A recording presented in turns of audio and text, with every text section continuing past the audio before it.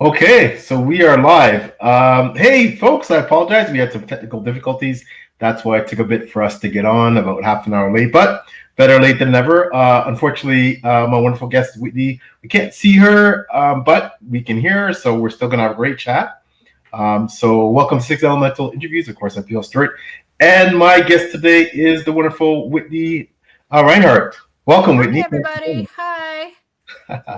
Thanks for joining me. And again, apologies everybody for the technical difficulties. So, um, I was privileged to read Whitney's book, Saving Eva. So that's one of the big reasons I wanted to have her on to chat about that. And of course, Whitney and I are colleagues in Before We Go blog. Uh, Yes, that incredible group of people. yes, led by the wonderful Beth Tabler. I want to ask you quickly, Whitney, how did you get? You're a veteran of the blog. How did you get involved with Before We Go? I just stumbled across a tweet from Beth, and she's like, "Hey, if anybody's interested in blogging for us, hit me up." And I was like, "Ooh!" I just stood there and, and waved my hand, and she's like, "Come on!" I said, "Okay, well, I'm coming."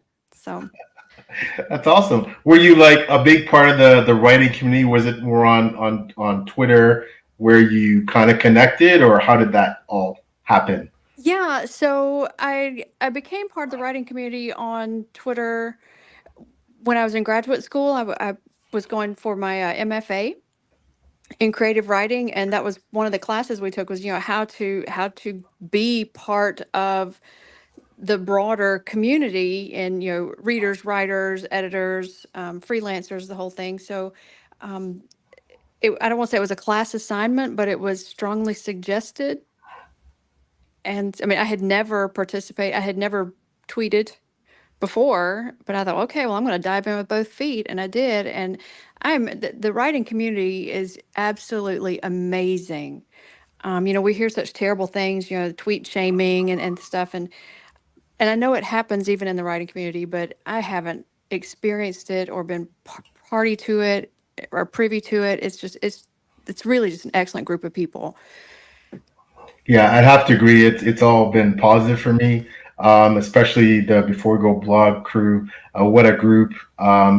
Just Beth, our fearless leader. Shout out again to Beth Tauber.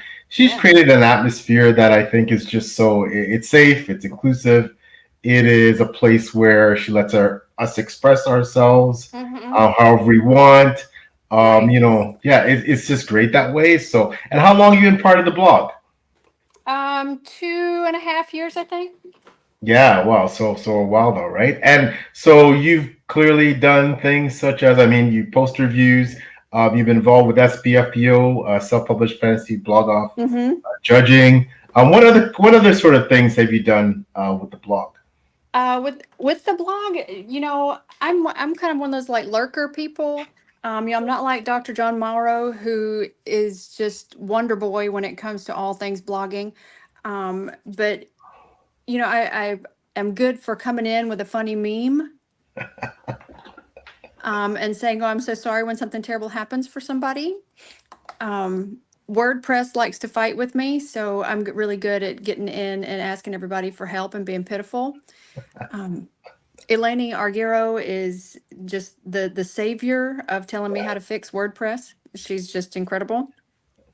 I really think it's just they need her, that WordPress is afraid to make her mad. So I think that's what it is. Oh, that's awesome. But you're selling yourself short. I know that you are a fabulous reviewer. You also post your reviews on your website. Is that not correct? You post. When I post them, I do when I do them. I like I said, I don't review everything I read. Um, I should, but I don't. So when I do have a review, I do post it on my own website, which links to a blogspot page, because my website has a writing advice blog, and because I run it through Wix, they only allow one blog page per website, regardless of how much they charge you for that website. Oh, wow. And it's one of those, like, WordPress will allow you to have several work blog pages, but as I previously mentioned, WordPress and I are not friends. Ah, yes. No, I understand. I mean, no platform is perfect. I mean, look, we just had some issues.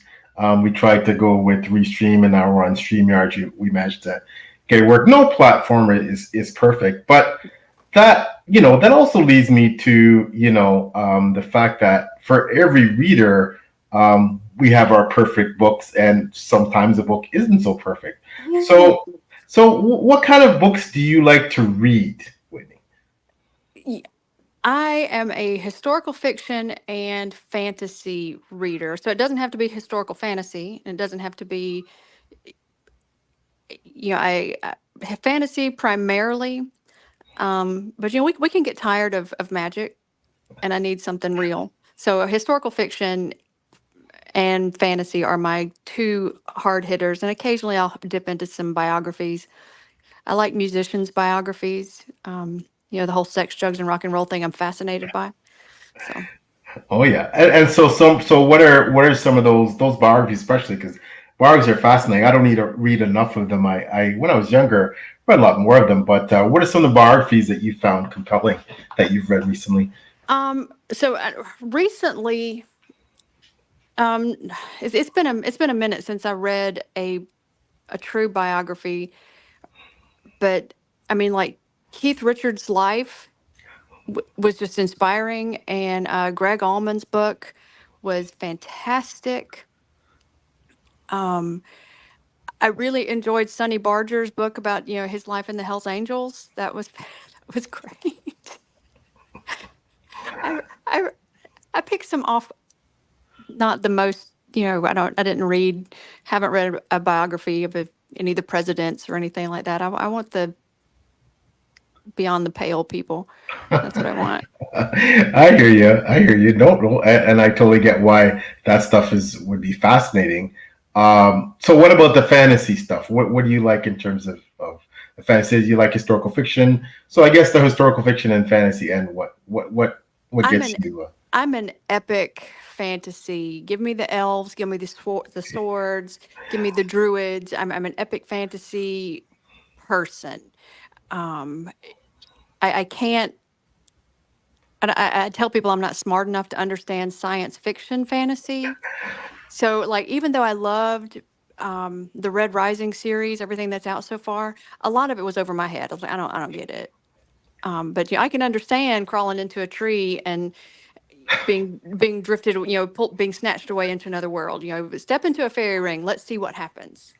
I can do that. But I did recently read a incredible, absolutely incredible duology by H.G. Perry, and it perfectly meshes the fantasy with historical fiction. Her A Radical Act of Free Magic and Declaration of the Rights of Magicians. That duology is absolutely fantastic. The history all by itself, the story is great. The magic all by itself, the story is great. Together, they were really, really good. Okay, I'll definitely have to check that out. Put that on the TBR. Mm, I'm seeing more and more. Actually, as mentioned this earlier, it's more and more duologies. Whereas, obviously, growing up, it seemed like the standard was always a trilogy in terms of length of these fantasy series, right. and I think we're seeing more and more duologies, the shorter series. Well, Um, you know, and you remember how like we all were when Salvatore put out the Cleric Quintet. 5 books? What? yeah, it seemed to be such an anomaly. And, Right. I mean, yet we have long series, whether it's Robert Jordan, Mm-hmm. Jenny Wirtz, we have these Stephen Erickson, Right. so you have these really long series, 10, 11, 12, 13 books. Right. And there's also lots of ongoing series that just seem like, I don't know if they're going to end, the Dresden Files, Jim Britcher, like, I don't Right. know how many books are in that series. I've never read them, but it seems like it's just infinite. It's an uncountable number. It's pi. That's what it is. It's 3.14 blah blah blah. Well, it's like or when you get those harkening back to Salvatore and the Drizzt books, even though those came out typically in trilogies, it's really not just a trilogy. Yeah, yeah, yeah. There's it's how many books is it? Okay, well it's 47 trilogies. And that doesn't tell me how many books it is. I need you to do math. So Yeah, but you know what? I mean, hey, I can't say anything. I'm writing long series myself, but you I do, but it's excellent, by the way. Oh, well, thank you. I'm honored you say that. I, Thank you. I've never. You're the first person I've ever whose books I've ever read that um, the protagonist of the book I absolutely want to punch in the face. Yeah, that's the intended effect, I think. You do it well, my friend. You do it well. I'm like, this guy. I mean, but I desperately want him to succeed. I want him to grow. I want him to be better. And I can see him doing all of those things as the books progress. But man, I want to punch that guy. Well, I'm sure we've all met people like that in our Yes. life who, but I think, my books aside, what I loved about your book, and we're getting to Saving Eva, just shortly, and I do want to thank you. I'm honored for sending me a review copy. I think, you have some characters in your book who, you do a great job of illustrating the complexities of people who have bigoted views. A lot of it is based on their upbringing, the atmosphere in which they're raised. However, you also get to see the other sides of the character, perhaps some redeeming traits. And so I want to just commend you on how exceptionally well you did that. Hey, Um, thanks. but but I think talking about characters, most people are shades of gray, as they say, right? Where Mm-hmm. it's not all good, it's not all bad, and situations that people find themselves thrust in, whether that be via upbringing or the culture or society they're raised in, those all have an impact on how characters are shaped, right? So Right. and I think that's a big deal in your work. So maybe tell us a bit about what Saving Eva is about, what the book is about, your novel. Um, so it's about, I don't want to say racism because that's a hot button topic, and it's not necessarily about racism. It's just I grew up in the shadow. I personally grew up in the shadow of the civil rights movement in Alabama. When people think about the civil rights movement in the United States, Alabama and Mississippi are the number one and two places, right?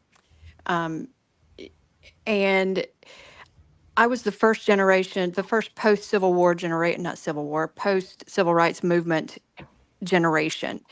And, I felt the ripples growing up of the the parts of the community that were striving to change, the parts of the community who never agreed with Jim Crow laws and segregation, and the parts of the community who were dead set against changing the way things were. And so when the concept came to me, I was like, what if it's we all talk about just do the right thing. Well, doing the right thing is not always easy. And it's not necessarily always the thing we want to do. But even if we say, oh, I want to do the right thing, it's not necessarily easy and right. So the concept was, what if I had characters who absolutely physically could not do anything but the right thing? And what happens if they do the right thing and it backfires on them? And that's what it was about. It's doing the right thing, even if it's going to backfire on you. Um, and so that was the point of Saving Eva. And I certainly did not want it to be one of those white savior books because those are overdone and over believed. There's no such thing as a white savior. I want it's people helping people. Um, so that was it for me. I probably didn't answer the question. It's like, well, it's about a grandmother who gets arrested for murder that she didn't commit. But that's kind of boring. Yeah. No, not at all. No, you really gave some excellent background into and some of the motivations as to why you wrote it. Did you feel writing a book like that? I know for me, for example, I mean, you've read my book. I mean, we can all see why perhaps from having read my book, why there's an element of controversy with reading a book like that. Yeah. In terms of why some people might not take to it or Right. might have an issue with it. So, what about your work? Were you concerned about writing a book like that in terms of what some of the reactions might be, or what some people who perhaps that perhaps you grew up with, or people from Oh, your community, were you concerned about that at all? 100%. because I felt like, and to be honest, I feel like I held back quite a bit, but I didn't hold everything back. I was concerned that some of the people I grew up with and went to church with would be offended because I'm a little critical of church, and I'm a lot critical of bigots, and there are still quite a few of those, not just in Alabama but everywhere. And then there are people I love, people I care about, but they know where I stand, whether I wrote it down or not. They know, and they have always known. So I was a little concerned, but to your point, I'm kind of like, well, every book is not for everybody. If you don't like it, don't read it. Yeah, and I want to commend. That's a very courageous stance to take, knowing that there could be some backlash even within people that you love and care about and or respect. But in general, how has it been received? How has the book been received since you wrote Ac- it? Actually, really well. I did so the book is set in Limestone County, Alabama, and I actually did a book talk at the Athens Limestone County Public Library back in April. And I think I had like 35 people show up, which is a phenomenal response for, a self-published author. Um, and it was really, really good. And a lot of the questions were really, really intuitive and deep. Excuse me. And the reception has been really good from people who've read it. What makes me laugh is people that I grew up with and have known my whole life are like, I didn't know you could write. And I'm like, you've known me my whole life. Really? I'm I'm from a line of storytellers, so I just happened to write this one down. Um, but no, the reception has been really good, even from the church people. Um, I don't expect the bigots that I know to have read it, and don't care if they do or not, and that's probably a terrible thing for me to say. But the the people who the reception has been really good and not offended at all, which I was worried about. But no, the reception has been good, and they're like, "Oh my gosh, this is so good." Well, thanks, I appreciate it. Well, it's fantastic. It is very good. It's an excellent book. And so I wanted to say, when you said that you toned things down, does that mean that, and if I may ask, does it mean you feel like you not that you didn't reflect things accurately? I'm sure you strove for authenticity in how you portrayed that period of history, that period of the southern United States. Hmm. But do you think when you say you toned it down, does that mean maybe you left out some elements, more some true to life elements that you could have added that you thought were perhaps that were really even harsher than you depicted in the book? And then I guess the question would be why, if you did, what made you make that choice? Well, I'll go straight to the use of the N word. I despise that word, and was my parents. Like I said, they're the civil rights generation, so they were raised by people who used the N word and didn't think anything of it.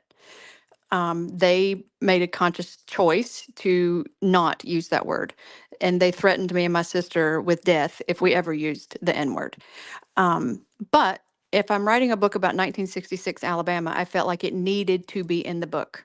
So even though the sheriff probably would have used the N word in the 1960s, the judge probably would not have been offended by the use of the N word in the 1960s. It probably would have been in average everyday conversations. I pulled it back to one character only, and he uses it twice, and it made me cringe every time. The two times I wrote the word, but I was like, it would not be genuine to the period if it wasn't included in the book. But I can make it very obvious that the rest of the characters do not approve of the use of the word, without turning around and saying, other than the judge in the book saying, we don't allow that language in here. Um, but it was that striving for authenticity without just hammering my readers over the head with it, because it is a terrible, terrible word that, it's a terrible, terrible, terrible word that we have made. It's people have made it's a terrible, terrible, terrible word. So, but I had to be authentic to the time period. I felt like so. It's I felt like I needed to use it. I didn't want to use it, but I felt like I needed to, and I pulled. I did hold back because I wanted to be much more explicit in how terrible some of those experiences were for people of color in the South at the time, and not just in the South, but primarily in the South. Well, it takes a lot of courage to write a book like that, so I commend you for it. How do you feel now that you've written the book and you said that the reaction is mostly been positive? You understand that it's not for everybody. Um, you know, going back and looking at specifically the reasons why you wrote the book, and and now that the book is published and now it's out, like, would you change anything about how you wrote it? Would you think that this is a book that you always would have written no matter what the circumstances? Is this something that you feel that, what, I'm glad I wrote it the way I did. I'm glad I wrote it for the reasons that I did, and I'm glad I got the desired reaction from my readers? So would I do anything on that book differently? Probably not. Um, I of course I go through it and go, "Ooh, I should have said that differently." But yeah, I think us as authors, we can always find something in our own work that we would have, you know, after we say we're done, we're never really done. Um, so that book probably not. I wouldn't change, but the book I'm currently working on, I feel like I'm braver in the current novel. Okay. So, and that's interesting. I did want to delve into that a bit. So, in terms of saving Eva, you told us a bit about the topics. Can you talk to us a bit about the characters? And again, not trying to give away spoilers, but No, you're good. but can you speak a bit about the characters and how they originated and kind of what how you see them? Maybe give the audience a bit about insights into that element of your novel. So Eva, the main character, is absolutely based on my grandmother. Her name was Eva, and she was just a solid farm lady, and she was just good salt of the earth people. And I think the impetus for the story, basing it on her, was when my dad and his siblings were clearing out Eva's house. They were cleaning out the property and cleaning out the house, and they noticed on the fence posts at the around the borders of the property, there were hobo markings on the fence posts, and the one that stuck out the most and the most predominant was the cat, and the hobo marking of the cat carved into it says, "A nice lady lives here." And back when there were lots of hobos, that Great Depression kind of thing, era, hobos would market because people didn't want them around at all. So it meant a lot to me that my salt of the earth grandmother, who they were sharecroppers, they were rent farmers, um, she never turned anybody away who needed help. She may not have had two nickels to rub together, but she would rub them together and help whoever showed up at her door. And I thought that was very, very cool. And that was the inspiration for this story. Um, and it was a complex situation because I asked my dad about it, and like the generational thing, the mindset about segregation of people by color. That was the generation she grew up in, and she adhered to that. But he said, but if a black woman had come to her and said she needed help, she wouldn't have turned her away. Now that doesn't make my grandmother, this sainted woman, but it speaks to this person needs help, and it does not matter what race, color, creed they are.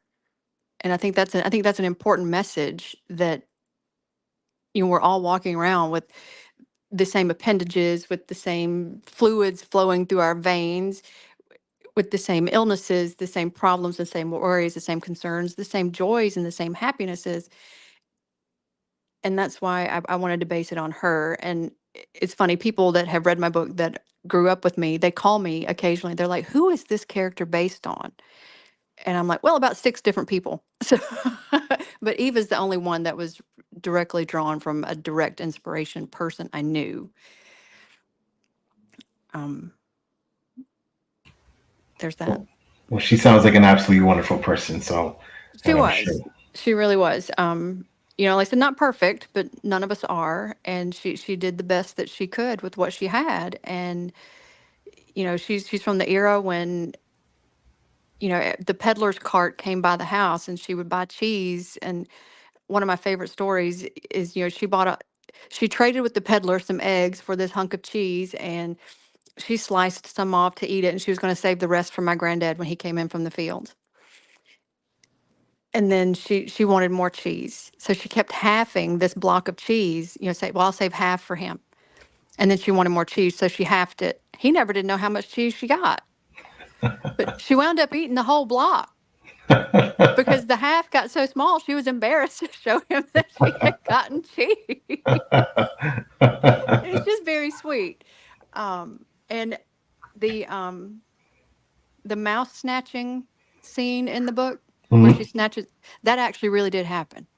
Oh, wow. Lightning reflexes Eva had. And she really did pop its head off with her thumb. Yeah, I love that scene. That was awesome. That was awesome. One of my beta readers, because in the scene she says, "Got that dude." One of my beta readers was like, "I don't think that got that dude would be that she wouldn't have said that in the 1960s." I was like, "Well, I'm leaving it because that's what she really did say."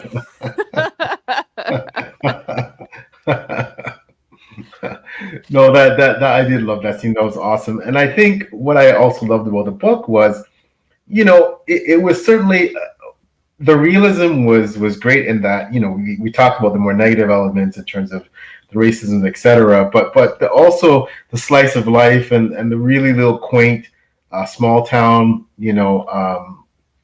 characteristics, and the genuine, looking out for everybody. And yes, with that comes, the I guess on the flip side, the busybodiness, but also the genuine caring for people in the community and looking out for everybody and trying to help everyone. And, that sense of cohesion that small towns really seem to have.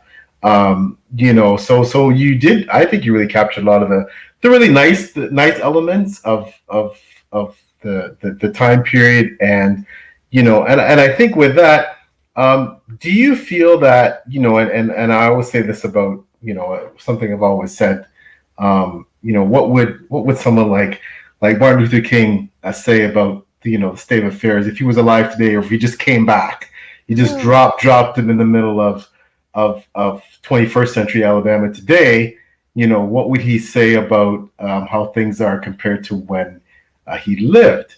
And do you think things are drastically different? Do you think things are and if you do that, yeah, please tell me. So do you think there's still very much elements that haven't changed? Do you think, how do you feel about the era, about the difference between the eras? And I'm sure that you're proud of where you're from. You're proud of, the era. But, how do you feel about that in terms of 2024? So if Dr. King was to come back, I really believe he'd be like, "I thought we'd be past this by now." That would probably be the first thought. But in so many ways, I think so many things are different and better, but in just as many ways, it's no better, and it may be even a little worse because, and this is not to tout, any like golden era type thing, but at least back pre 1970, all of that was out in the open. People weren't keeping it a secret. And now I think the real danger is the subversive secret hate that everyone has. I mean, not everyone, but that it's insidious, and these microaggressions, whereas pre 1970 they were macro, ginormous, in your face aggressions, which you could say that was terrible. You shouldn't do that. And now it's these small things that you walk away going, did that was that really did that really just happen? But then I look to like my children, and they and their friends and their generation seem to be so in tune with just humanity, and so that's hopeful. And I Yes. know people talk about millennials and the Gen Alpha or whatever. There's so much hope that I'm like, if we can just get through maybe the next 5-10 years, so that they can start coming in and being the policymakers and the change drivers, then we just need another 10 years to get there, because I think my oldest is 27. We just got to get there, because they've just now found their feet, and that they're just now finding their feet to be able to push other people along. And there's so many things have gotten so much better, but then so many things have not, and it's sad, but it's hopeful. And that sounds like an unusual dichotomy, but it's sad and hopeful at the same time. I recently just moved this month, moved back to Alabama. I was Oh, living in wow. West Virginia, and I'm glad to be back, and I'm looking forward to helping push progress. I can't Yeah. use technology apparently, but I'm looking forward to pushing progress. No, that's all good. I think that was just listen. Don't blame yourself for that. These things happen, right? I'm horribly inept with technology. I typically call my kids or my grandkids when I'm struggling with something. And it's like, "Granddad, come on, you just press that button," and but they laugh at me. Right. But anyways, yeah. And it's funny you would say. I think that was very astute what you said in terms of that. And I think like my oldest is 35, and I keep thinking, like, with I'm sure you look at your kids as well, and their friends and the generation. Yeah, they if they are the future, it seems like the future is in good hands. You just wonder, what kind of future they will have by virtue of our What's current happening today? circumstances. But at the same time, like you said, there is a lot of hope. There is a lot of reason for optimism, Right. and I think you conveyed that very well in your story. And tying this all in as well. What I loved about Saving Eva, yes, it was Eva's story, but very much a generational story, because you have several generations uh, Right. in your novel, and you see how the shifts and the changes are brought in by generations and progression, and while I think there's a lot of great things, of course, about the nostalgic aspect, and there is a lot of fantastic things about future generations coming in and coming up, which is how life continues to work. Right. And them ushering in, things in an even more positive direction. So I do feel that was one of the things that I loved about the book, and that, I do feel was a great theme. So it's good to hear that you feel the same. That Yeah.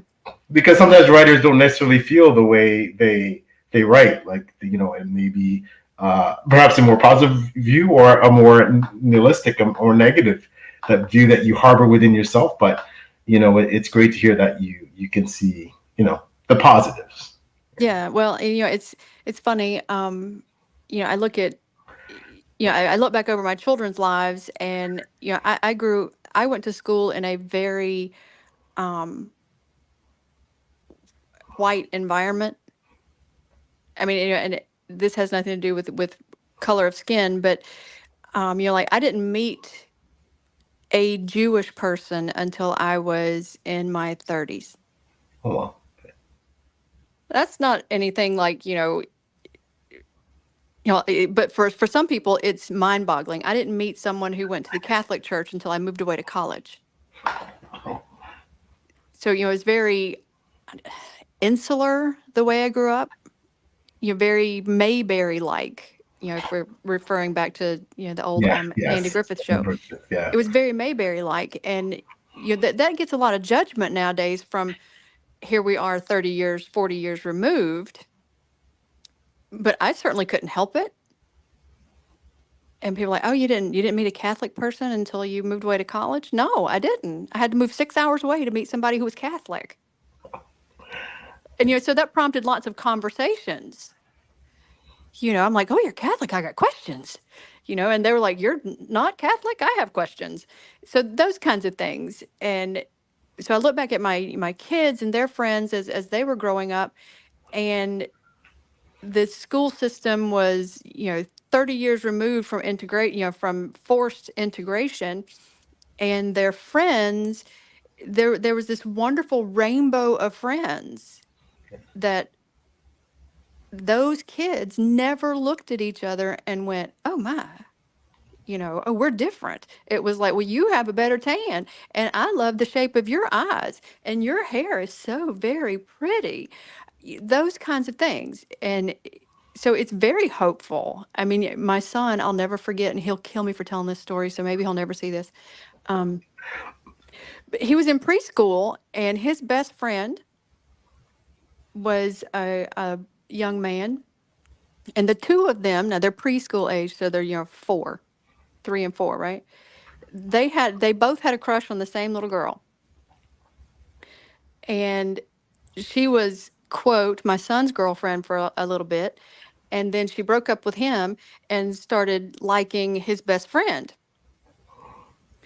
My son is a little white boy. His best friend was a little black boy. And this little girl was a mixed race girl. The three of them never thought anything of it. And I thought it was adorable and precious and fantastic. Because it was just little kids being cute and liking who they like. And I went, why can't we all be that way?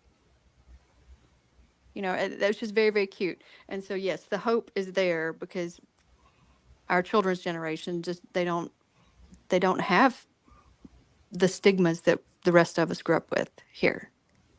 It's wonderful. No, that is a wonderful story, and we'll and even if he watches, I think he'll forgive you for telling I that don't know. story. I don't know. He's like his mama. He's a grudge holder, so he might be mad at me for a hot minute. Well, and like I said, you did capture a lot of the positive, really amazing things about the southern United States. Can you tell about some things that you love about? You said I mean, seemingly you've lived pretty well in the South your whole life. You moved from West Virginia. I'm not sure where else you lived. Alabama. I know that the Mason-Dixie line is kind of a kind of like in terms of we're not trying to draw it that you won't go north of that, but I'm just saying that No, you could. I lived in Alabama, Utah, Arkansas, West Virginia, and now back in Alabama. Okay, so you got somewhat, but I mean, a lot of people normally, quote unquote Northerners would say, okay, you're definitely a Southern lady. What Yeah. what do you love? What do you love about the South? What are some The things that you? food. Food. And I don't. It was my husband read my book before, like in the beta version, and he said, this book needs a disclaimer. And I said, "What do you mean?" He said, "It needs a disclaimer, big letters across the top. Do not read while hungry." He said, "Because Whitney," he goes, "it's taken me 3 days to read this book, and I have eaten more fried chicken and pulled pork and mashed potatoes and rolls in the last 3 days than I have in the last 3 years." Because I think I gained 10 pounds. But no, the things I love the food here, and people laugh, but I love the humidity. Um, I we kind of laugh, talking about people. You live in Canada, right? Yeah, And I don't know what humidity is like there. it's very. If you live in an hour north of Toronto, where I live, is extremely humid. I mean, the weather in Toronto is pretty well like New York's weather, pretty comparable, right? So. Oh, I've never been to New York, so I wouldn't know. But let's see, I'll walk to my thermostat right now, and it's 87% humidity today here. So it's you have to have gills to breathe. I used to laugh when I would come back to visit from Utah. It's just very dry there. And I used to laugh when I would get off the airplane and be like, oh, my gills are rehydrating. It's great. I could almost feel them breaking out on my neck, like just slurping in the wet air. And we had friends they're from Canada, and from Hamilton, Canada. Yeah, so that's close to about 2 hours from where I am. Yeah. Okay, so they're from Yeah. Hamilton, and he got a job with a U.S. company, and they moved him to Utah, and then to New York, and then back to Utah, and then to Birmingham, Alabama. Oh wow. his wife his wife called, and she went, "This is oppressive." The heat, you're saying? Well, so she was like, "It's only 87 degrees." She goes, "But it feels like she goes, "I'm so hot." I said, "Yes, it's wearing a wet sweater all the time. It's just a hot wet sweater or a cold wet sweater, but it's always a wet sweater." And they actually moved back to Utah. She says, "I can't with this." She goes, "It is so heavy." Because the in the United States, Southerners have a reputation for moving slowly and Yes. doing everything Yeah. slow. And I'm like, well, try walking through water. You're not going to do it fast. And that's what we're doing Yeah. all the time. Yeah, I get it. It's just like the West Indies too. I mean, West Indians, Yes, it's the there you same go. thing. Where if you go to the Caribbean, we will move slowly, and that seems to be, You you part. do spend a lot of time in the Caribbean. Yes. So you know what it's like to be soggy all the time. Yeah, but I mean, the few times I've been to Florida, I found that. I mean, of course, I love the heat, right? So Mm, I loved it down there. Orlando and Tampa, the place I've been in Florida, right. that was, and I've driven through, been to Atlanta, but haven't spent a lot of time other than driving through on the way to Atlanta and or Florida in terms of Right. southern U.S. But I did really enjoy the atmosphere. I loved Atlanta. And It's a fun city. yeah, very vibrant. But I think yeah, like I said, I can see the charm of the southern U.S. Every place has its issues, but I can certainly appreciate a lot of the charm of. Well, tell me how you feel about sweet tea. I love sweet tea. Hmm. I That's the love best stuff. I love sweet tea. I mean, it's. I mean, we think of iced tea here. I mean, what we call iced tea here. But yeah, I mean, Southern food is. I've been to Houston. Love the food. Chicken fried steak. Oh my gosh, love the Yes. food. Love the food. Of course, have definitely had a lot of Cajun food in my life. Uh-huh. Which is great. Love like Royce Angel's gumbo, like you name it, right? So Yes. collard greens, like all that stuff is great stuff. So the food definitely, and that came through in the book. Like, yeah, it did make your mouth water reading, some of the stuff, that yeah, and I thought that was a really nice aspect of the book. Well, So. and we don't do, and that's I don't want to say it's a cultural Southern thing, but we don't do anything without a meal. It's did you have a baby? Let me bring you food. Are you Yeah, getting married? Let me bring you food. Um, are you having marital problems? Well, you need food. So yeah. everything revolves around food, and And I'm fine with that. yeah, and that's a great thing. That's amazing. And I'm a foodie. I love my food. So with saying all that, so like I said, really enjoy reading Timmy. So what are you working on now? Well, I've figured out, apparently I'm only really good at writing crotchety women. Um, so the next book, I don't even have a working title for it. It's eluding me. And I'm about halfway done. Oh And wow. I don't, like I said, I had Eva's title within the first 10,000 words. Um, I tossed several things around, but this one I got nothing. She's fighting me, which is appropriate because I'm writing about a angry middle-aged woman. It's near future. It is set in Alabama, South Alabama this time, and I didn't. I didn't intend to write a book about things that are happening now, but I had to stop watching the news because the things I had written in my book, trying to be outlandish and outrageous, are actually happening, and I don't like it. Yeah. So it's about a underground rescue network and the one stop on the underground rescue network. It's not like an underground railroad kind of thing, but it's if Eva was a commentary on race relations in the South in the 1960s and what could have been and how things could have been different, this one is a commentary on women's rights. Okay, so with things that are in the United States, in any case, Yes. Especially Roe v. Wade, Oh, is that that help inspire or prompt you to want to write? And of course, with the Me Too yes, movement, without a doubt. and so those are some of the things that inspired you to. Yes, Okay, okay, yes. Without a doubt, unequivocally, yes. okay. Ooh, I had to stop watching the news. Okay.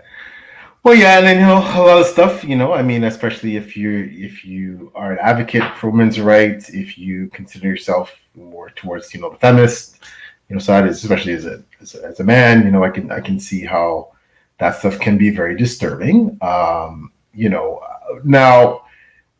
we talked about how you felt and how you're proud of how you presented things in Saving Eva, what you said, and we understand why you're saying you tone things down.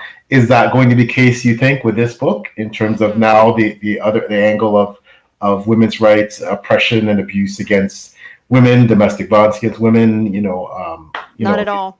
women's rights to anatomically to their bodies and things like that? Are you gonna tone that down, you think? Not at all. As I said earlier that I feel like this book, I'm braver in this book. I'm pulling no punches in this one at Okay. all. Okay. I had someone tell me they really appreciated that I didn't use cuss words in Saving Eva, and I went ahead and told them. I said, well, if you pick up the next book, you should just be prepared. Okay. I Okay. Okay. was like, because I'm a cusser. And I took that out of my vocabulary when I wrote Eva, but I'm not holding those back in the next book either. I really wish I had a title for that one, just something to work with, but I don't. um, but yeah, I'm not. I'm much braver and much more adamant and strident and probably irritating in the next one, and I don't care. And what do you think? Why do you think you feel now that after the first book, you feel like, is it the topic? Why do you feel you're braver, more strident? Why do you feel that willingness to convey your more disdain and more displeasure in this book now that you've written one? Like, is that just a product of the fact that, okay, you've written one, and now I think maybe the way it was positively received, or like, what is it that's making you now, okay, you know what, I'm taking the gloves off a bit in this next book? I think it's confidence because Eva started as an assignment for graduate school, and some people don't ever finish their book when they go through graduate school, and I did. And so it was that confidence, it was that thinking like, I can't write a book. And I when I went back to graduate school, I had no desire. I've never had a desire to write a book. And then it was, okay, fine, I have to write a book. The have to. And the more I got into it, the more I enjoyed it. And then it was, maybe I can do this. But it was still very tentative, and I was like, maybe I can, maybe I can't. I don't, And so once I finally got to the point where I'm working on cover art and formatting, I was like, I wrote a book. And now approaching this next work in progress, I'm like, I wrote a book. Period. and I can do it again.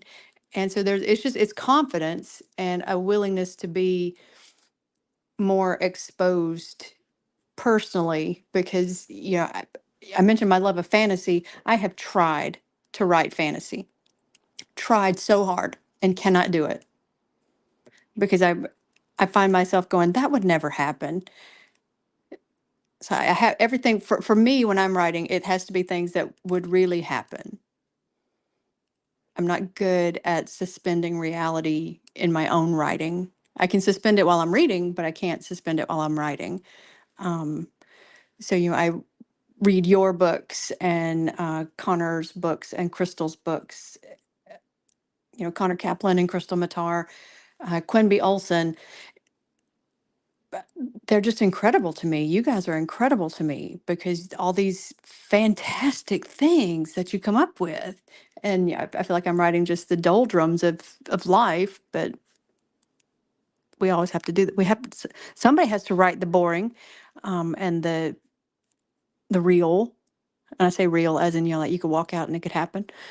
Um, so that's kind of where I am. But the difference between Eva and this one is just the growth and confidence.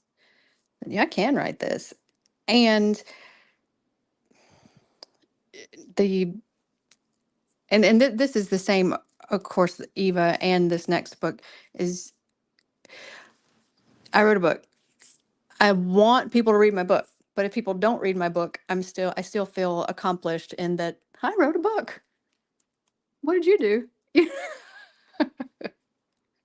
Well, that's incredible, and I think you're selling yourself short. I think you could write fantasy. I think you'd write exceptionally well because I think, and I hope that you talked about Connor Kaplan, you talked about Chris Matar, and amazing authors. Right? And I'm humbled that you mentioned me as well. But I hope that all of our books there is part of what makes them readable is a realistic aspect. I think for me, I try and write it almost like historical fantasy, as if this Yeah. happened and so, and I'm pretty light on the magic stuff, but it's a lot more lighter and airy fairy, so to speak, but almost to the point where you wonder, is this really happening? Is this is the character going crazy? Is he imagining this, No, hallucinating this? Like, yours are very Arthurian legend to me.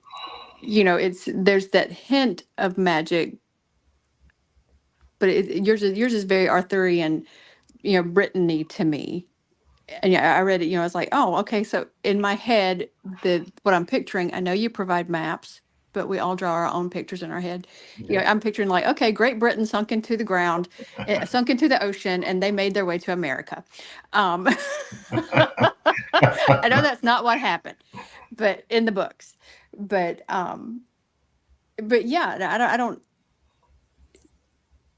the barest touch of supernatural is about all I can manage. Like the knowing in Eva, and in the next book, the primary character has I don't want to say imaginary friends, but she kind of has imaginary friends that show up and help or hinder.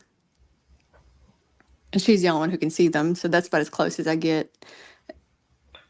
And they actually just represent various forms of mental health concerns, the imaginary friends.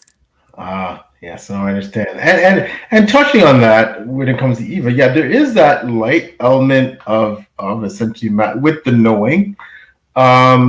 So when you put that, when you combine that with the fact that your setting is very real, it's set in a very real period of history in a very real place.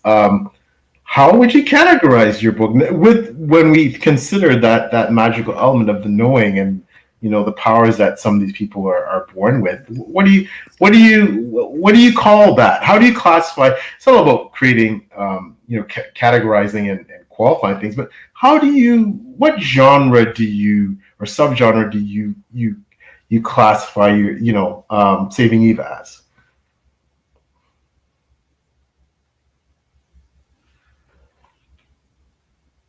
Whitney, you still there?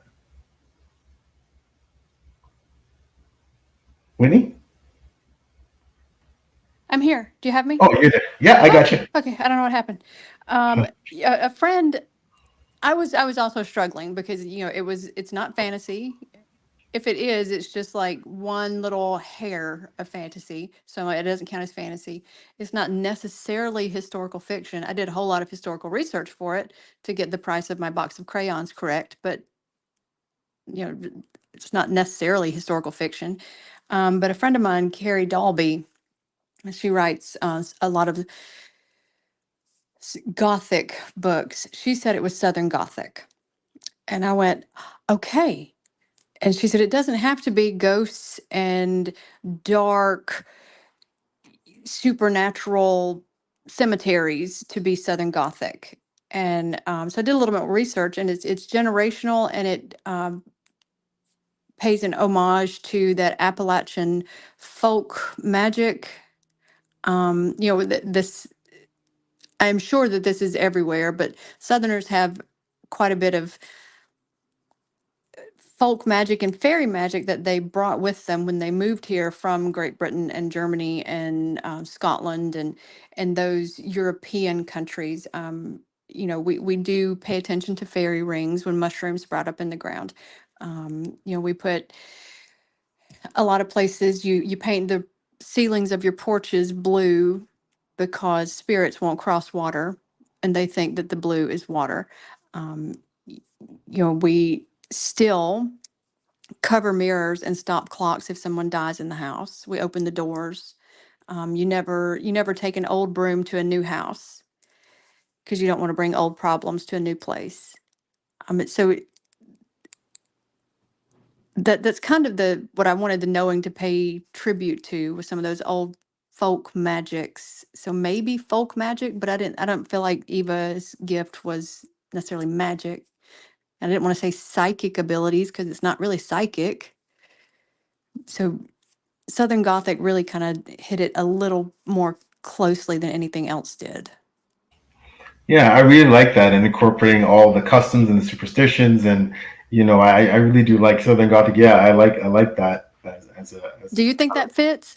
I think it fits. I like it as a category. But again, it's not all about. Like I said, I was just more curious as to what you thought and as to how perhaps maybe people that have read the book are classified. I found it hard to categorize it. I kind of settled on historical fantasy, almost like mine in a way. Yeah, But exactly. much more historical, obviously, much more grounded in real history and real happenings. But but regardless, I mean, like I said, it was great. It was great to read. So, Well, my daughter-in-law accuses me of being a witch. A good witch.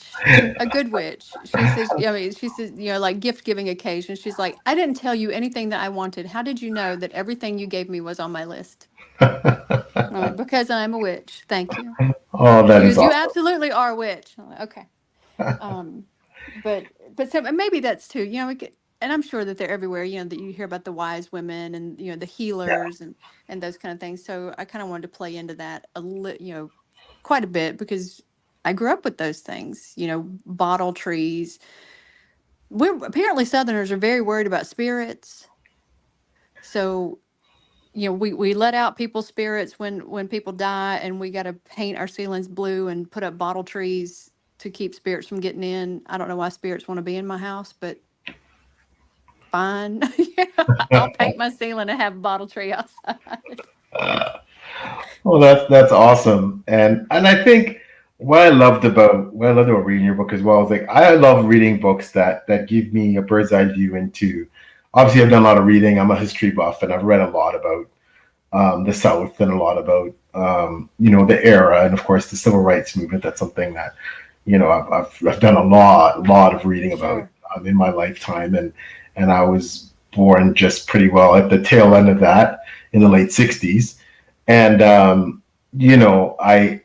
love getting a bird's eye view into kind of like things that you thought but you didn't really know from the perspective of someone who Right. has been there, from someone like you Right. who has that have been there, and because we typically we have these impressions about things in life, especially when we haven't seen things, when it's just from an academic perspective, you're reading about it Right. or you're hearing about it. And yes, of course, I've been to, like I said, I've been to Atlanta, and I've been to, Florida. I've driven through, but I haven't lived. I don't have that lived experience, right?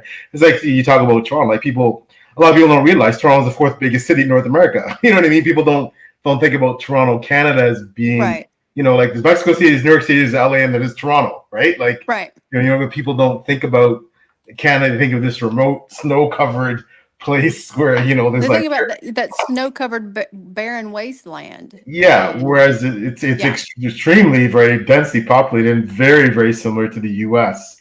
When you're all along the southern border between Canada and the U.S. I mean, if you went to Vancouver, you went to Toronto, you'd see it's very extremely cosmopolitan and very much like Chicago or any big city. Well, I do have to ask, PL, will you be my emotional support Canadian? I'd be honored to. Okay, great. That'd be my privilege. That'd be my privilege. You got to come see it. You got to come see Canada. It's a beautiful place. I told there's a gentleman that my husband works with, and my husband will come home irritated from work, and I'm like, you need to talk to Shorty. And he says, how come? I said, because he's your emotional support Canadian. You need to talk to him. He just rolls his eyes and he's like, really? I'm like, well, what? No, it's that Canada is on my list of places to go. But it's such a big place. I don't know where to go. Well, I think really and truly, Canada, again, by area, it's 10 times less people than the U.S., but an even bigger area, and I think, but 10 times more land. So. Yeah, but I mean, if you stick with the big cities, of which Toronto is the biggest one, you go to somewhere like Toronto, you're going to get, of course, it has its suburbs. You're going to get all the culture and all the food and all the, you get a real, I think you get a real insight into what Canada's like and what Canadians are like, and it's very multicultural. And yeah, I think it's just a cool place to be. And then you go somewhere like Vancouver on the West Coast, which is pretty akin to Seattle in a lot of ways, there's just a lot of great places to see. But so I think that you can't go wrong no matter where you go in Canada. To be honest with you, I just think there's a lot to see. I'll be honest. Like the first place that I ever realized that I actually could go in Canada was wasn't Anne of Green Gables set in Nova Scotia? Yeah. Yes, Nova Scotia, yeah. I loved those books and that television series. And so I'm like, Nova Scotia, I need to go to Nova Scotia. And I studied French for 7 years. So I'm like, ooh, I need to go to Quebec. Quebec, yeah. And then I watch, that ridiculous show Alone. Oh, I think it's on the History Channel. Yeah. And I'm like, I need to go to those islands and not try to live by myself on an island, but I need to go there and see it. So it's on my list. And I did know a couple that did a train. They traveled across Canada by train. Yeah, it's a beautiful trip. Yeah. And yeah. I want to do that. I want to do that so bad, but my husband says I can't spend that much time on a train. So. Well, you do get to get off. You do get to get off. I'll do it by myself.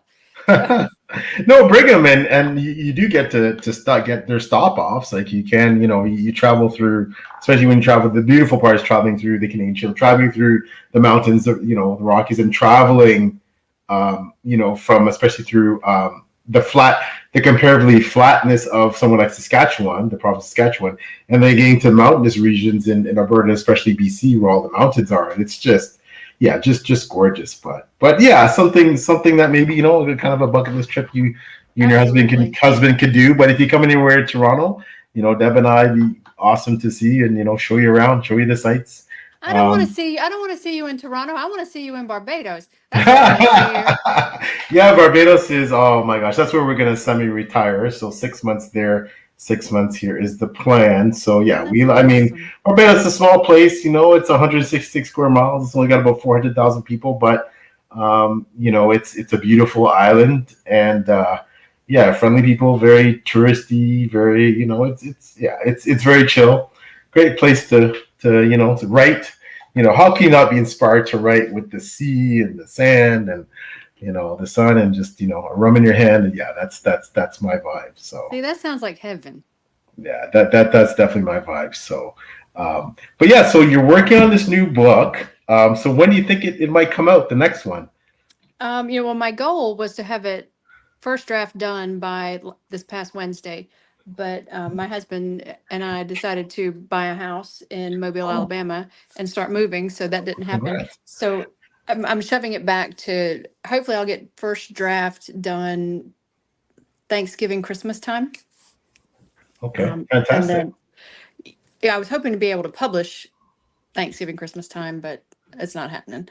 Um, So I'm hoping because yeah, I'm in that point. I'm at a point now where I know what needs to happen, but I'm kind of afraid to write it. Yeah. So I'm doing things like cleaning baseboards instead of writing it. I have to push myself through it. So I'm like, well, we're about to kill him off.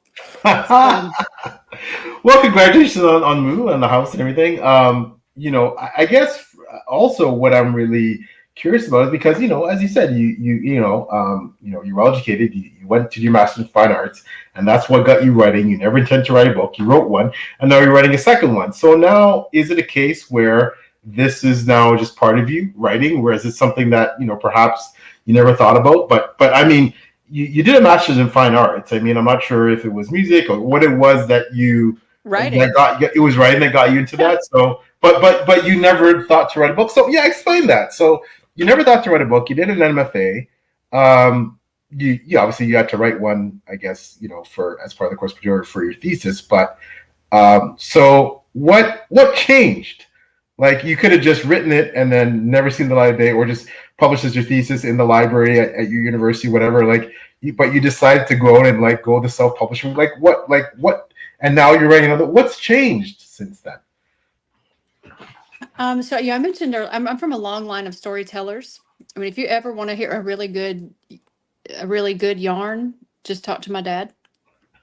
Um, but I've always made up stories. You know, I made up stories to tell my kids when like you put your kids to bed and they're like, "Hey, tell me a story," and I made up stories about them. The characters had their names, kind of just different takes on their names. And my sister heard me telling them a story, and she said, "You should write those down." And I was like, "Those are very personal," and that's what most of my writing has always been for me. I was a journaler, and then an ex-husband found my journals and read it and used them as weapons, so I stopped writing. If you don't write it down, no one can use it against you. Um, so that's really what stopped it. But the reason I went back, I mean, I knew I could write, but I was afraid that someone would use my words against me. Um, but I went back to school because I love to read and I wanted to teach people to write better so that I could read it. I was like, I'm a lazy person. I don't, I didn't, and that was going into the writing program. It was, I don't necessarily want to write. I just want people to write better so that I can read it. So I want to teach people to do that. Um, and so I do adjunct teach in addition to a full-time job. And that's wonderful. So that's what changed is, I wanted to teach, and then it was, well, I need some credentials behind myself. How can I tell you that how to write better if I can't do it myself? And then I got involved with Before We Go, and I discovered the incredible indie author Yeah. pantheon. I mean, I would rather read a self-pub fantasy book than most anything I could pick up off the bookshelves at Barnes and Noble or Books a Million. Most of that feels rote and formulaic. And, Danny Finn and their Living Waters books are incredible. I've said it before and I'll continue to shout it from the rooftops. If I ever get to teach a class on creative writing, Danny's books will be required reading. Um, I'd never heard of Sword Free Fantasy until I found Danny's books. And being part of the SPFBO judging panels, dude, so many. I'm like, who thinks of this? This is incredible. You know, I'll just have to put my book down and stare off into space for a hot minute because it's these indie authors. I mean, if traditional publishing were paying attention, they would be picking up these books. And and then you have those sweet kismet moments where like Travis Baldree and his cozy Legends and Lattes. But I felt like I had been hugged by a book when I got done with that.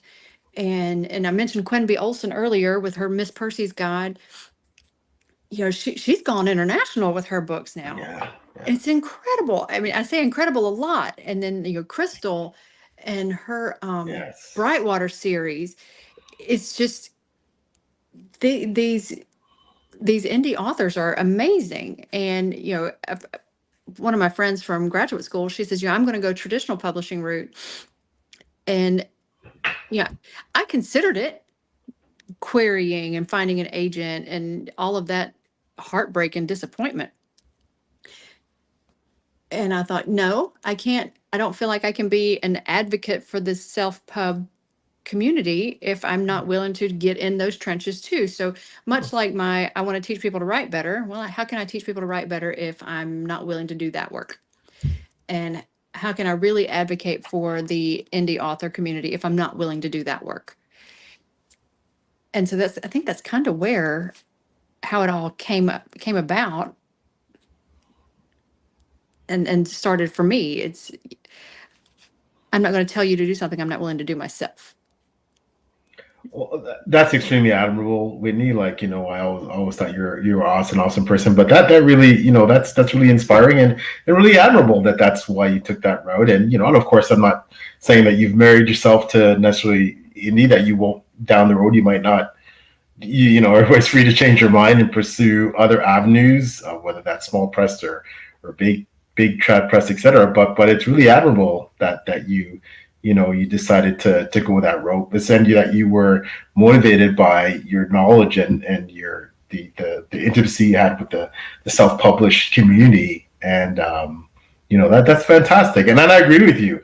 I think that it's funny how my own perspective about publishing has changed so much that before it was like, okay, trad was the big ticket thing, indie was fantastic, and even though I wasn't querying doing this stuff, I thought, okay, well, one day, if and when, I certainly would be amenable to it. I'm not saying I'm not anymore, but I'm just saying that I don't it doesn't hold the same value for me, right? No, me as either. it used to, just because of, especially having fantastic friends, amazing writers who are traditionally published, and just seeing some of the things that they cope with. There's positive negatives to obviously both methods, right. But I'm pretty enamored by the positives on the indie side, me especially too. And unless you're going to be a Stephen King or a Brandon Sanderson or a Diana Gabaldon, the lack of control over your artistic work in the traditional world is kind of a turnoff to me. Yeah. For me, and I have a little bit of soul searching. I'm like, I don't think I could hand that over to somebody. And then I hear, I'm a member of several Facebook groups with authors and Twitter communities, and it's I sent out my queries, got an agent, and I was on contract with this publishing house, and they dropped it. What a kick in the gut. Yeah. And I'm like, and I really kind of I don't, because it's everybody else, your path is your path. But I kind of want to just jump in and go, then publish it yourself.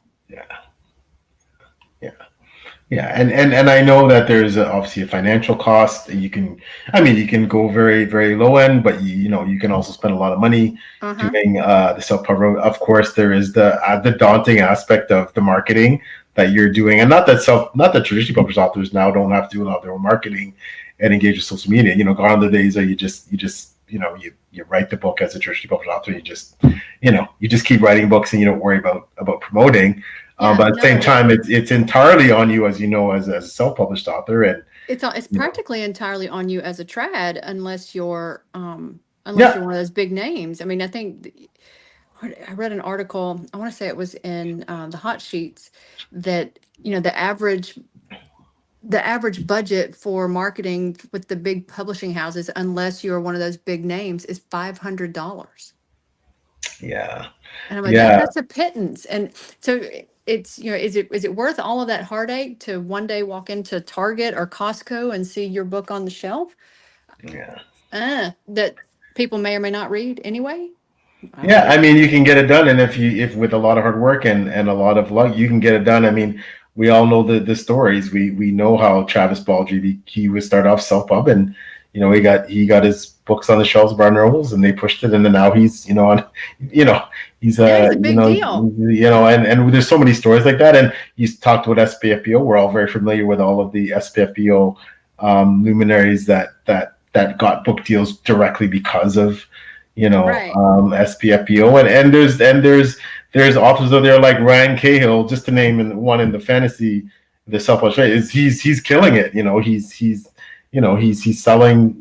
I mean, there are some self-published authors. Especially I have colleagues in. I always say this, especially in the thriller and romance side, they sell hundreds of thousands of copies. They're Yes. writing dozens of books, and there is success there. It's just that it's not heralded the same way. Right. You're not going to be nominated for those big awards that are typically reserved for Right. traditional publishing. You're not going to get that exposure. It'll be harder to get, even if you have an agent, because there's lots of increasingly more self-published authors who have agents specifically to negotiate international, rights deals. And, Right. it's harder to get when you're not traditionally published, but it's not impossible. We have friends that are getting it. You talked about Quimby, so it's like, you look at all these advantages, and like I said, I'm proud to be self-published, and Me but too. yeah, it's And you should be. I mean, and because you are an incredible writer, and you should be proud of it. And I just, I think part of that comes from, self-pub traditionally had such a bad reputation, and yeah, the output was so, I don't want to say shoddy, but cheap feeling, I guess is the best way to describe it. Just unimpressive. And with not anymore. not anymore, not anymore. That it's just, I don't know. For me, I can't ever. Yes, if Penguin Random House wanted to come knocking on my door and say, "Hey, we want to do your book," well, I'd be like, "Well, let's discuss it." Yeah, Can't say I would jump on it, but I would absolutely jump on a discussion, a conversation. But I can't see me actively going out there and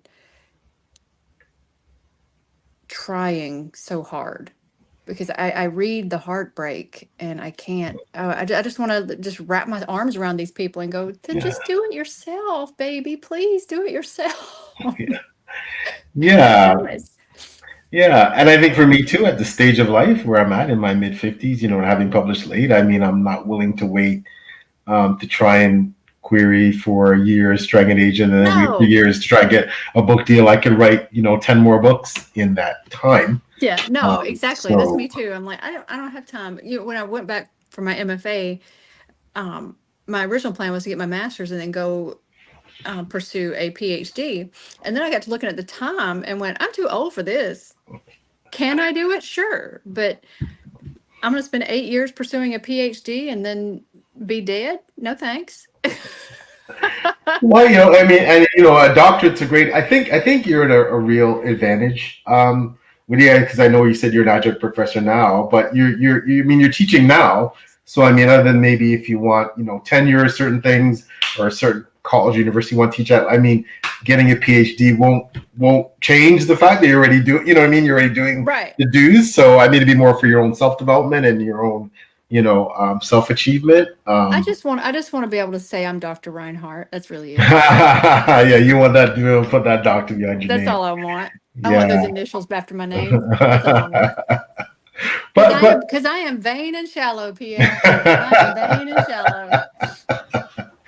but that's a great accomplishment, and I but you have the intellect certainly of someone who has a doctorate, And I think the one thing that now that you've been published and you're going to publish more, are you someone that sets targets? Do you know like how many books, for example, you'd love to ideally write in your lifetime? Are you planning to keep writing? You're going to write into retirement? Like what's the plan? I purchased 10 ISBNs. I want to use them all. Oh, okay. So you already purchased the ISBNs. Okay, okay, okay. They had a bundle package, so I bought them. Oh, okay. So we're gonna see at least 10 books from Whitney Reinhardt. No, so they'll be probably maybe 5 because a print copy needs 1 ISBN and an ebook. Oh yeah, that's copy true. needs Ebook, another. yeah. So for one each, yeah. And I'll reserve. I initially intended to do an Audible version of Saving Eva, but holy crap, that's expensive. Yes, they are. Yes, they are. Right. And I have sampled a lot of the, not a lot. I have sampled several of the auto voice, like the digital voice Audible recordings, and that technology has a long way to go. So I won't be doing that. Because for a book like mine, even though I love that standard British narrator voice, it wouldn't work. Mm-hmm. It needs to be someone who sounds like me. Yeah, yeah, yeah. A Southern book needs to be read by a Southerner, and that's that sounds very gatekeepy. No, not at all. But it would be weird if David Attenborough were reading my book. No, I totally agree with you. I totally agree with you. And of course there's a cost. I know, like having produced one, bleeding expensive, right? And to the point where, like I said, certainly focusing on finish the series before I ever think about doing anything like that again. Right.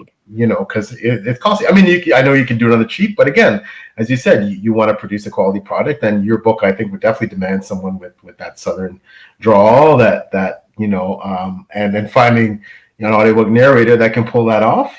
So right. I looked into recording it myself, and I don't have a soundproof booth, and so I did contrary to popular belief, I did set up my microphone. It did work.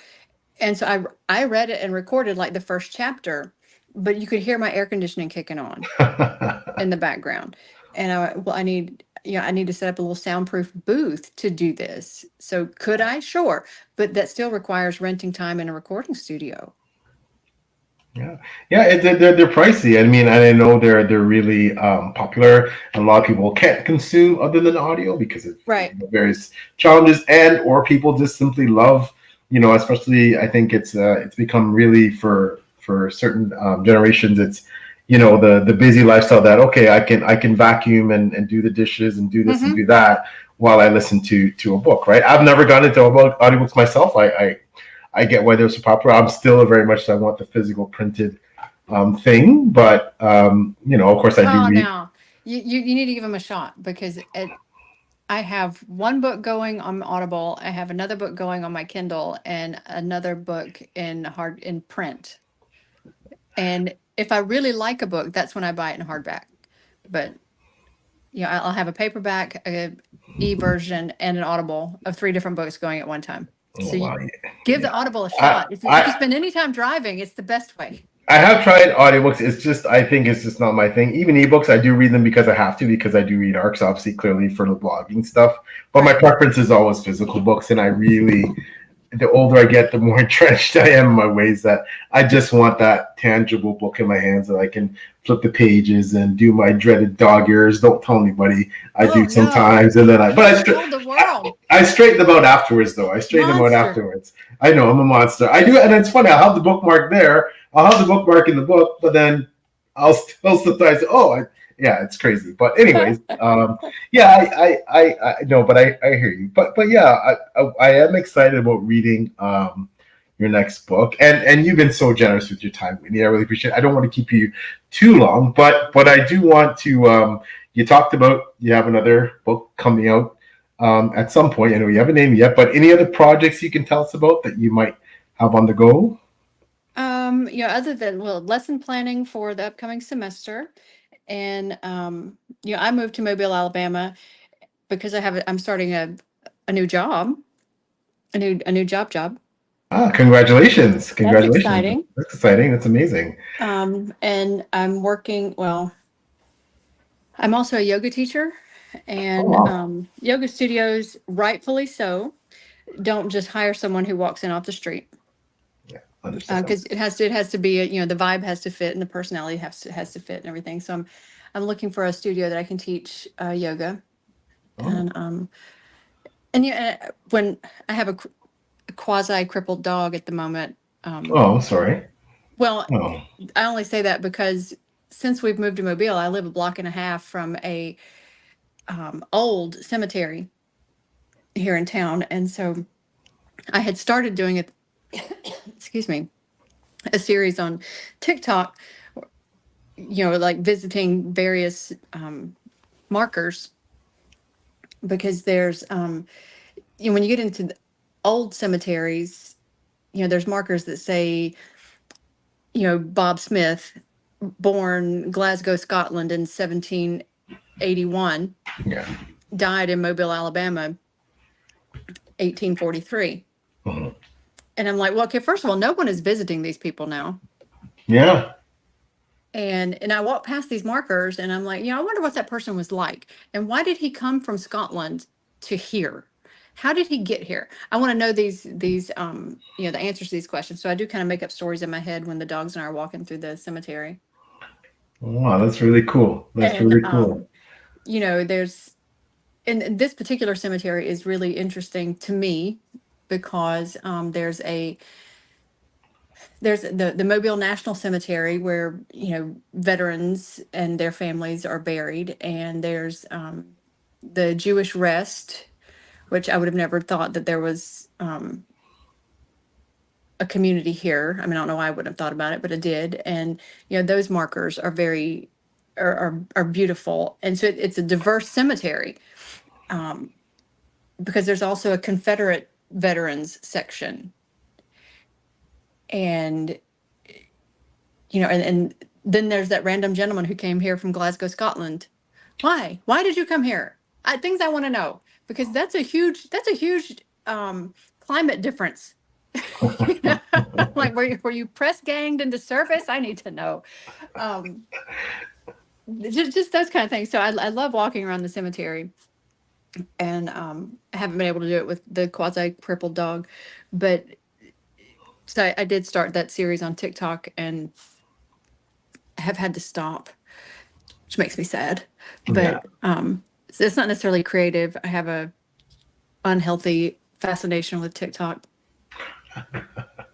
Well, I mean, good kudos to you. I can't get into TikTok, but great. It's a great medium apparently, especially for reaching people who are younger, and a lot of people are on there. I know my one of my daughters, for example, she loves TikTok, and so kudos to you for getting into those Oh, mediums. those my videos are boring, Ava. They are so boring. I went back and watched them, and I actually recorded a TikTok, and I was like, so I just watched all my videos, and I am boring, and I am so very sorry. If you have watched my stuff, thank you so much, because I am so boring. But I'm sure that's not true, but that's awesome that you actually went there. And I quickly want to say too that you also do some editing, don't you? I do. I haven't done much in quite a while, but John St. Clair, who wrote Stalin's Door, someone someone read his book, and it's an excellent historical fiction book. Oh my goodness, it's so good. Um, his glossary of how, like, and instructions for how to pronounce Russian names and why they change. So that's a cultural thing that Americans, native English speakers, don't do. Anyway, somebody had pinged him, and they didn't like the way that he handled his dialogue, and so he reached out to me and he said, "Can you take a look at this and see what's going on?" And I had already read his book, and I did an editorial letter, and I was like, "Look, the only rule is that you have to be consistent. That's the only real rule." And I do love editing, that most people probably don't, but I love reading my English 101 students papers, my freshman composition papers. Love them.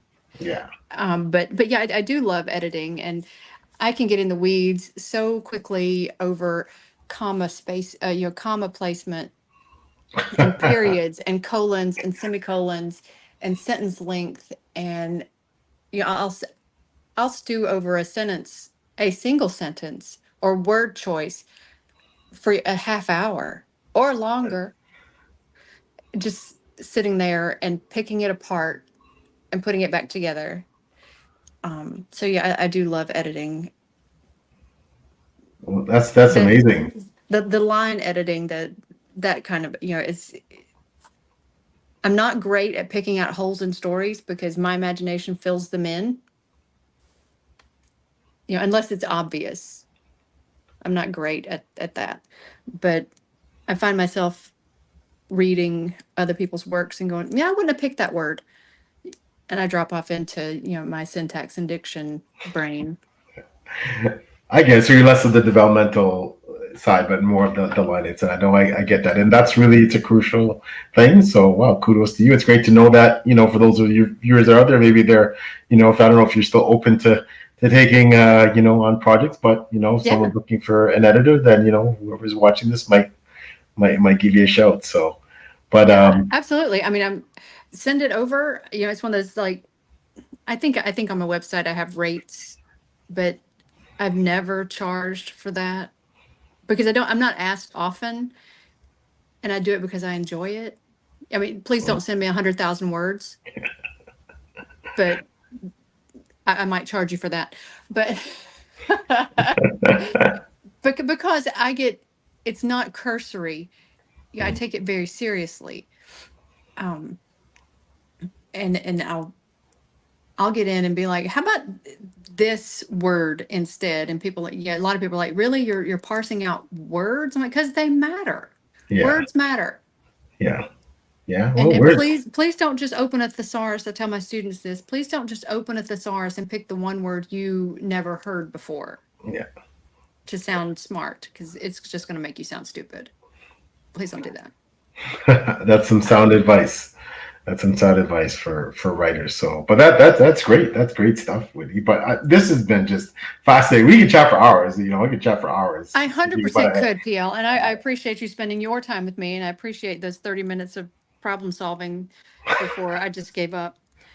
No, but I'm just glad we got it done. And no, this is awesome, and we have to make sure we keep in touch and connect in the future. I'd love to have you back on, and hopefully when you come back on, we can get the visuals working. Maybe after you've gotten another book out, and we can talk about that. But yeah, no, this has been fantastic. I will, because this was kind of a last minute in terms of we had to go to this new platform. I will redo this video and cut and paste and put Whitney's links in this video eventually and get a proper thumbnail and all that going. So, but in the meantime, Whitney, you want to, as we're winding down here, you want to give everyone watching who will watch this later, just social links, where to find you.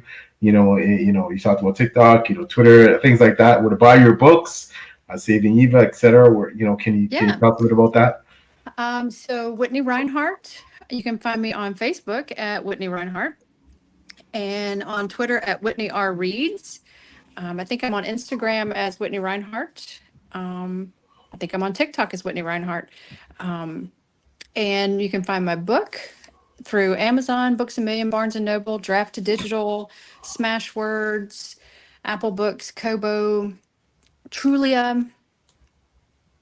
All the places that Draft to Digital markets to, they were my distributor, and I've been very happy. So for anybody who's got a book coming out, consider Draft to Digital. And it's on ebook and in paperback. And if you're in Huntington, West Virginia, or Barboursville, West Virginia, it's at Book Tenders. And if you're in Mobile, Alabama, it's at the Haunted Bookshop. If you're in Athens, Alabama, it's at Green Books. So it is in a couple of stores. Well, that's fantastic. Shout out to those local bookstores that are stocking your book. That's fantastic. Yes, those cool little indie bookshops that do all the things so very well. Book tenders, you can pick up a book and have a glass of wine at the same time. Oh, Green Books is a mobile bookshop. They run their bookstore out of a bookmobile. And Haunted Bookshop is downtown Mobile, and it's just a really cool little place. I don't know if it's haunted or not, but they got they have some really awesome things there. So support local, support your indie artists, and live your best life. that sounds fabulous. Yeah, booking a glass of wine especially sounds like a real, yeah, that's right up my alley. So hey, if I get down there, I'll definitely have to check that out. They do this wonderful thing. I'll plug Book Tenders just a little bit more. They do this wonderful silent book club. Everyone brings their own books, and they pile up on the floor and on the chairs and read for an hour with no talking.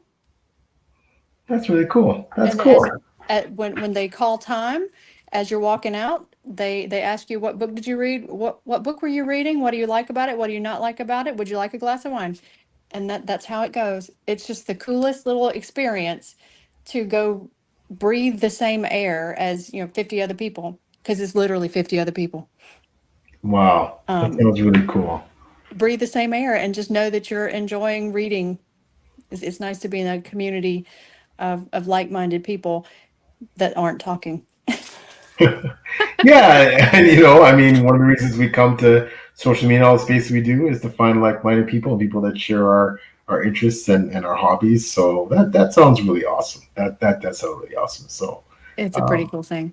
yeah, but once again, Whitney, I can't thank you enough. I'm so honored that to have you on Six Elementals, and I'm so glad this was a fabulous chat. I want to thank everybody who watched live, popped in and out. So I know probably some confusion. People were probably looking for the link, and it's a new one because we had to delete the old one because of some technical difficulties. But I will, we'll reboost this on socials at some point so people can find the right link to the live, and I will re-edit in terms of adding a proper thumbnail and with these links and stuff. So Whitney Writer, amazing, a great colleague at BeforeWeGo blog, a wonderful blogger, and also a great author of Saving Eva, a book I truly enjoyed, and again, very grateful to get an ARC in exchange for an honest review, and a book that a really important book too, not just for entertainment, but an important book that has a lot to say. It's important. I like it. Yeah, a lot to say. So very, very grateful that I got to read it. So I appreciate you, PL, so much. Thank you. Thank you so much. And again, and everybody who participated and watched live or watch later, you're what makes this kind of long form content great. So thanks so much for tuning in. And once again, finally, a final thank you to my amazing guest, Whitney. And we'll see you next time on Six Elementals Interviews. Thanks so much, everybody. Take care. Thanks. Bye now. Bye.